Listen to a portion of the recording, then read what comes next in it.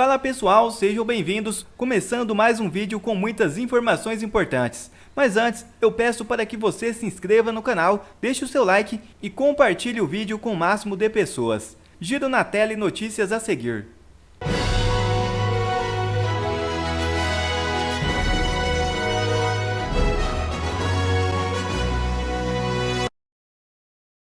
Flávio Dino é sorteado relator de recurso de Bolsonaro no STF. Ex-presidente recorreu de multa imposta pelo TSE. O ministro do Supremo Tribunal Federal, Flávio Dino, foi sorteado como relator de um recurso protocolado pelo ex-presidente Jair Bolsonaro na corte. Caberá ao magistrado, indicado pelo presidente Luiz Inácio Lula da Silva, decidir se mantém a multa de 70 mil imposta pelo Tribunal Superior Eleitoral a Bolsonaro e a coligação pelo bem do Brasil. A punição foi estabelecida devido ao impulsionamento de publicações críticas a Lula durante a campanha.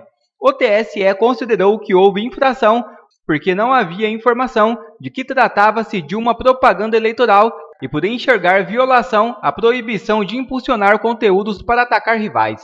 Os advogados de Bolsonaro consideram que a multa é desproporcional e chegaram a recorrer da decisão, sem sucesso. Por fim, a defesa decidiu acionar o STF. E a decisão recaiu sobre as mãos de Dino, ex-ministro da Justiça de Lula. Está escancarada a perseguição contra o ex-presidente Jair Bolsonaro, o tanto que ele foi atacado nas eleições com fake news e ninguém foi punido. 2 pesos e 2 medidas.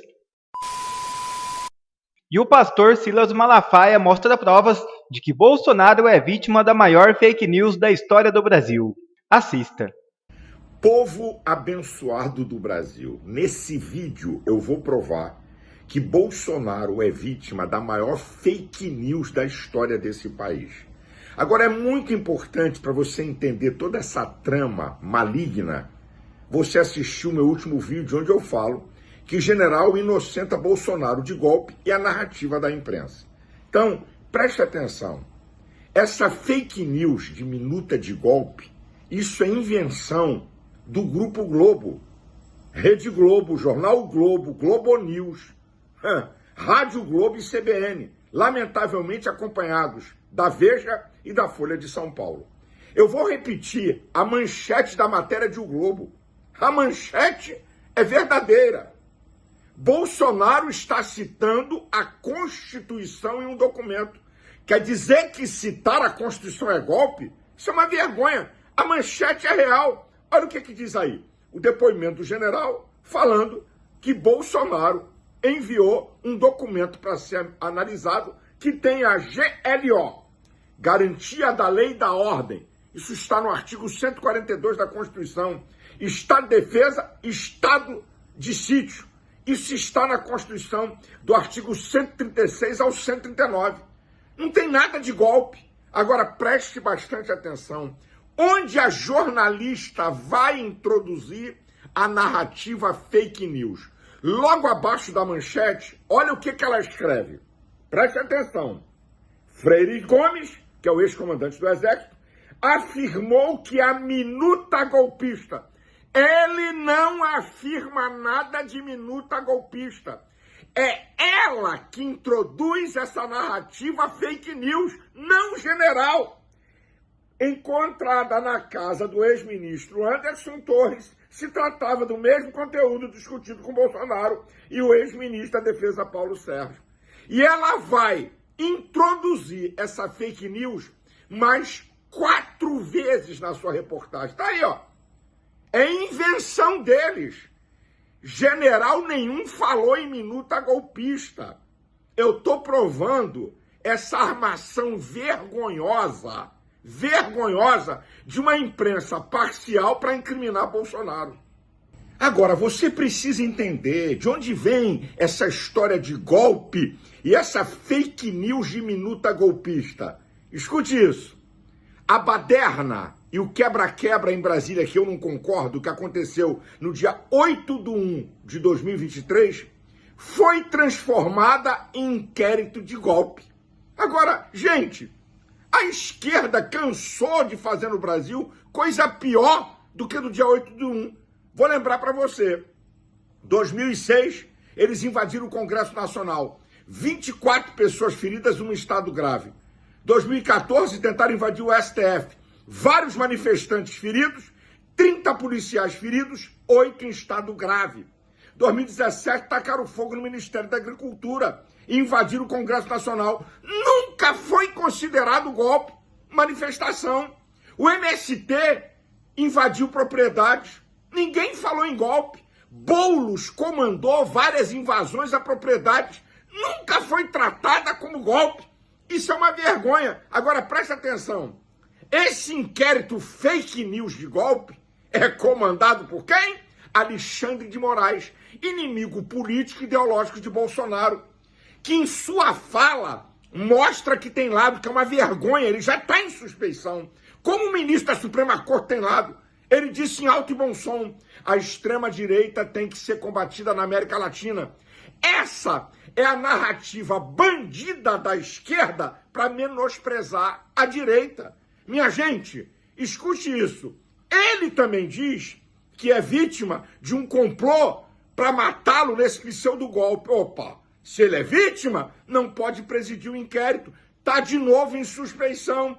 Ele não pode investigar nem julgar. Isso é um atentado ao devido processo legal. A verdade é o seguinte, minuta de golpe é a maior fake news da história do Brasil de um inquérito fake news. Ex-comandante do Exército não fala em golpe. Comandante, ex-comandante da Aeronáutica não fala em golpe. Ex-comandante da Marinha não fala em golpe. Coronel Cid não fala em golpe. Narrativa fake news de uma imprensa que tem ódio de Bolsonaro, quer incriminá-lo e estão armando para prendê-lo porque tem medo do seu poder político. Essa é a verdade total e absoluta. Deus tenha misericórdia do Brasil, Deus abençoe você e sua família. E Lula critica a imprensa e volta a atacar Bolsonaro. Covardão. Presidente disse que antecessor tramou o golpe de Estado. As pesquisas que mostraram o aumento do pessimismo econômico no Brasil fizeram o presidente Lula convocar uma reunião ministerial, a primeira do ano. Hoje, no Planalto, ele atribuiu a queda na sua popularidade aos meios de comunicação. Segundo o presidente, os veículos não informam os supostos dados positivos de sua gestão. Então, é importante vocês prestarem atenção nos números que o Ricota vai apresentar, porque eu acho que vocês vão ficar surpresos com o que aconteceu nesse país, contra o pessimismo, muitas vezes vendido através de determinados editoriais, através de determinados meios de comunicação. Vocês vão perceber a surpresa para aqueles que não acreditam no que está acontecendo nesse país. Esse país vai crescer mais em 2024. Depois de atacar a imprensa, Lula mirou em Jair Bolsonaro. O petista disse que o ex-presidente tinha envolvimento direto na suposta trama para impedi-lo de tomar posse. Quando a gente falava em golpe, parecia apenas insinuação. Hoje, nós temos certeza que esse país correu sério risco de ter um golpe em função das eleições de 2022. E não teve golpe, não só porque algumas pessoas que estavam no comando das Forças Armadas não quiseram fazer, não aceitaram a ideia do presidente, mas também porque o presidente é um covardão. Ele não teve coragem de executar aquilo que ele planejou. Ele ficou dentro de casa aqui no Palácio chorando quase que um mês e preferiu fugir para os Estados Unidos do que fazer o que ele tinha prometido, na expectativa de que fora do país o golpe poderia acontecer. A nova acusação de Lula contra Jair Bolsonaro ocorre 2 dias depois de a Procuradoria-Geral da República pedir ao Supremo Tribunal Federal o arquivamento da queixa-crime do ex-presidente contra o petista por difamação. Bolsonaro acionou o STF depois de Lula insinuar, em maio do ano passado, que ele tinha uma casa de 8 milhões de dólares nos Estados Unidos. Na manifestação, a PGR disse que Lula possui imunidade temporária para ocupar o cargo de presidente da República, como previsto na Constituição, e por isso a ação não deve ter procedência. O relator do caso no Supremo é o ministro Luiz Fux, que vai decidir então se acata ou não o posicionamento da Procuradoria-Geral da República Piotto, o que você destaca aí dessa reunião ministerial de hoje? Nós destacamos aqui algumas falas do presidente Lula, essa reunião aí que foi feita para tentar reverter aí o desgaste do governo, de acordo com as últimas pesquisas, aí a popularidade do presidente Lula caiu. Lula fica antagonizando com o Bolsonaro porque ele percebeu que é o único jeito de tentar e só tentar conseguir um pouco da popularidade de Bolsonaro. Lula só fala em ambientes completamente controlados, é quase um presidente de ar-condicionado, sabe? Presidente de ar-condicionado só em ambiente fechado, tem segurança na entrada, enfim. Enquanto isso, o ex-presidente inelegível, segundo decisão do TSE, anda pelo país e arrasta multidões. Antagonizar com Bolsonaro é a única coisa que, primeiro, é o que o Lula sabe fazer, falar mal de outro. E a outra coisa é, vou tentar embarcar um pouquinho na popularidade de Bolsonaro. Esse é o fato, e está muito claro e todo mundo está enxergando. Mas o fato é que Lula caiu a ficha de que a equipe de ministros que ele nomeou é muito ruim, que o governo dele é muito ruim e que tem dado vários exemplos de incompetência na área fiscal, na área de propor medidas, a questão da segurança, quando não é de estados que enfrentam a segurança como São Paulo, tem piorado. Nós tivemos uma fuga inédita em presídio federal na gestão de Lula e o ministro dele, ex-ministro Supremo, disse que a culpa era do carnaval. Imagina só. E aí, Silvio Navarro, o que te chamou a atenção aí nessa reunião ministerial?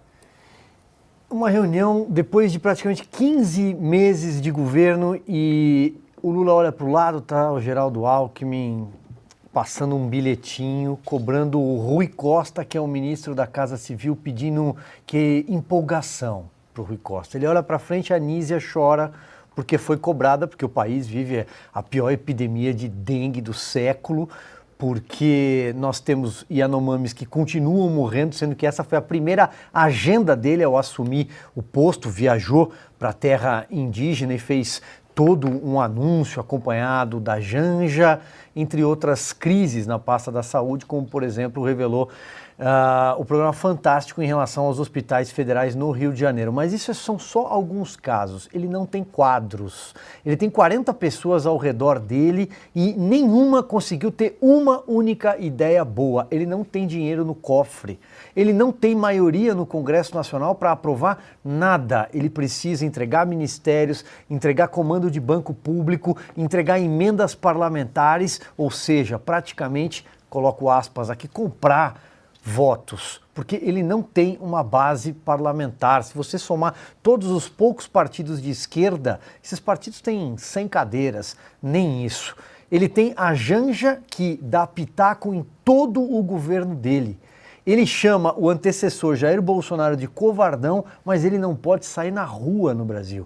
Ele não consegue juntar 50, 60 pessoas, a menos que seja numa plateia controlada, organizada pela CUT ou pelo próprio PT. Ele não arrasta multidões mais em lugar nenhum. Ele vive do passado, é um governo analógico. Aliás, ele passa mais tempo no exterior, passou 62 dias no ano passado e gastou 66 milhões de reais, sem contar o combustível das aeronaves da Força Aérea Brasileira no ano passado. E esse dinheiro todo não envolve a montanha que ele já gastou este ano para ir para a África ou para ir para o Egito, levar a Janja a conhecer as pirâmides de Gizé. Ora, ele não tem absolutamente nada, é um governo que derreteu muito rápido e se essas pesquisas indicam que a popularidade dele já está lá embaixo, pode jogar mais 10 pontos para baixo, porque afinal de contas são as mesmas pesquisas que diziam que ele tinha 10 pontos, 15 pontos, até 20 pontos a mais do que o presidente Jair Bolsonaro no segundo turno e todo mundo viu qual foi o resultado da eleição. Agora, finalizo. Reclamando da imprensa oficial, tradicional, Lula. Mas o que mais eles podem fazer por você? E adivinha quem está fugindo do Brasil? Investidores estrangeiros estão saindo do Brasil e crise bate na porta. É inegável que esse governo, o governo da facção criminosa do ladrão, é o governo dos recordes. Recorde de desmatamento na Amazônia, no Cerrado e no Pantanal. Recorde em mortes dos Yanomamis, recorde em feminicídio. Ele é o governo dos recordes, mas o que me Não intriga, porque é o que a gente esperava. A imprensa tenta passar pano de todas as formas. Mas aí vamos lá. Agora é o governo recorde em gasto com viagens internacionais. Então vamos dar uma olhada rapidão, só para você entender a gravidade do que eu vou mostrar para vocês. E é até contraprodutivo, né? Quanto mais esse governo investe em viajar para buscar investimentos, menos investimento ele consegue de fora do Brasil. Vai ver porque lá fora, quando eles reconhecem a fala do Lula e conhecem essa pessoa fisicamente, né, presencialmente, os investidores entendem que o pior lugar para se colocar dinheiro hoje no mundo é no Brasil. Então vamos lá, dá uma olhada nisso aqui, ó. Em um ano, o governo gasta 1 bilhão com viagens. Preste atenção, gente. 1 bilhão do nosso dinheiro foi gasto com viagens internacionais. Cogitaram até mesmo comprar um novo avião. Então foram para Champs-Élysées, a Janja sambando na Índia enquanto tragédias aconteciam no Brasil. Só para você ter uma ideia, isso é o gasto total, tá? Só com giros internacionais foram 164 milhões de reais destinados a pagamentos de diárias e compra de passagens e outras despesas. Lula gastou 65,9 milhões em 66 dias de viagem ao exterior. Só em 62 dias foi 66 milhões. Isso é mais de 1 milhão de reais por dia. Então preste atenção. A cada vez que o Lula viaja, ele gasta mais de 1 milhão de reais por dia, que também é um recorde. Qual foi o resultado real? Porque quando perguntado por que ele estava viajando, a resposta do Lula sempre era para buscar investimentos no Brasil. Bom, esses investimentos não vieram. Pelo contrário, nós tivemos uma redução de 40% de investimento internacional, comparando 2022 com 2023. Aí agora o tiro saiu pela culatra e o resultado que nós temos é esse aqui, ó. Por que os investidores estrangeiros estão saindo do Brasil? Os investidores estrangeiros que antes investiam no Brasil, e o Brasil precisa de investimento para crescer, nós somos um país emergente, nós vamos ter, o tempo inteiro aparecendo propaganda do Lula nos sites, olha aqui do lado, tá vendo? O tempo inteiro, eles estão gastando uma fortuna com isso aqui. Qualquer site que você entra agora é propaganda do governo. Então, os investidores estão indo embora. Por quê? Os investidores estão indo embora. Vamos lá. Insegurança jurídica, MST invadindo propriedade privada, criminalidade aumentando de forma exorbitante, como jamais vista antes. Então, o que o investidor vê é um ambiente hostil. Não vou colocar meu dinheiro em um local onde os contratos não são. Se a Constituição não é seguida, quem dirá o contrato de um investidor? Se a própria Carta Magna, a Constituição, o superior documento que deveria reger todos os outros contratos sociais, se ele não é respeitado, o que se poderia esperar de um contrato com locação de um imóvel, contrato com o governo? E aí nós temos isso aqui. Resultado disso tudo, né, graças ao PT, o Brasil passa a Argentina e se torna o país mais endividado da América Latina. Isso aqui a imprensa não divulga. É isso que eu acho interessante. Eles fazem aquelas cutucadas de vez em quando, dão uma criticadinha aqui ou ali. Até a Miriam Leitão, né, não está sabendo como lidar com o fato do Lula apoiar Maduro, mesmo o mundo inteiro vendo que Maduro é uma ditadura, Lula falar contra Israel, ficar do lado do Hamas.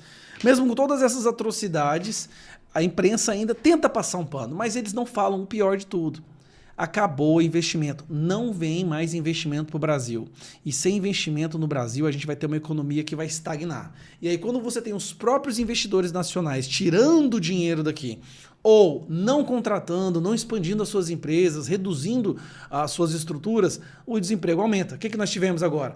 O maior pedido de seguro-desemprego dos últimos 9 anos, apenas desses primeiros meses do ano de 2024. Se você não entende, se tem o maior entrada com pedido de seguro-desemprego é porque aumentou o número de demissões. Está aumentando também de forma estratosférica o número de demissões. E o que isso vai levar? Crise econômica. O que é que eu tenho falado? Então nós temos aí uma crise social, uma crise institucional, uma crise econômica. O que mais falta? Parabéns para todos vocês que fizeram L. Vocês estão de parabéns. Não tem absolutamente nenhum número, nenhum dado desse governo que possa vir a ser favorável. E só para concluir, o PIB de 1,9 do ano passado, 90% dele foi nos primeiros 2 trimestres, na metade do ano, que é a gordura do governo Bolsonaro. Dessa vez agora não há essa gordura. Nós vamos entrar num declínio acelerado da economia brasileira. E todos os investidores já perceberam isso. Só a imprensa que tenta esconder. Um abraço. E MP pede ao TCU que investigue interferência de Lula na Petrobras. É isso mesmo. Ingerências acabam por prejudicar tanto os acionistas da empresa quanto o próprio país, diz Lucas Furtado na representação. Diante da crise aberta pela interferência direta de Lula na definição da política de pagamentos de dividendos na Petrobras, revelada pelo próprio presidente da estatal, Jean Paul Prats, o subprocurador-geral do Ministério Público junto ao TCU, Lucas Furtado, apresentou nesta segunda uma representação ao tribunal para que investigue o caso e adote responsabilidades contra os envolvidos no episódio que provocou prejuízos bilionários à companhia. O que se vê é que decisões tomadas pela Petrobras podem ter sido afetadas por interesses do governo federal. A opção por não pagar dividendos aos acionistas foi em sentido contrário à avaliação da área técnica da empresa, além de contrariar avaliações realizadas pelos conselheiros e pelo próprio presidente da estatal, diz Furtado. Parece que o cerco está se fechando por todos os lados contra Lula. A impressão que fica é que Lula não resiste no cargo os 4 anos de mandato. Quer ver mais conteúdos como esse? Então inscreva-se agora mesmo no canal e ative o sininho das notificações. Assim você não perde mais nenhum conteúdo que é postado aqui no canal. E também já deixe o seu like para o YouTube ajudar a divulgar o nosso trabalho. Fico por aqui e que Deus abençoe a todos. Brasil acima de tudo e Deus acima de todos.